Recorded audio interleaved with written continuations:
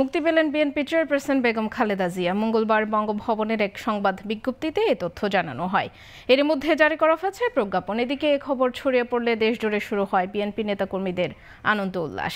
বিজ্ঞপ্তিতে বলা হয়, রাষ্ট্রপতি মোহাম্মদ শাহাবুদ্দিনের সঙ্গে তিন বাহিনীর প্রধানরা, বিভিন্ন রাজনৈতিক দলের নেতা, সুশীল সমাজের প্রতিনিধি ও বৈষম্য বিরোধী ছাত্র আন্দোলনের নেতাদের বৈঠকের সিদ্ধান্তের পরিপ্রেক্ষিতে বেগম খালেদা জিয়াকে মুক্তি দেওয়া হয়েছে।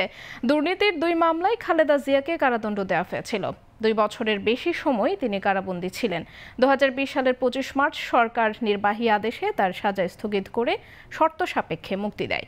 এরপর 6 মাস পর আবেদনের পরিপ্রেক্ষিতে তার সাজা স্থগিত করে মুক্তির মেয়াদ বাড়াচ্ছিল সরকার। এর আগে 2018 সালের 8 ফেব্রুয়ারি জিয়া অরফানেজ ট্রাস্ট মামলার রায়ে কারাগারে যান বেগম খালেদা জিয়া। এরপর অসুস্থতার কারণে কিছুদিন বিএসএমএমইউতে চিকিৎসা নেন।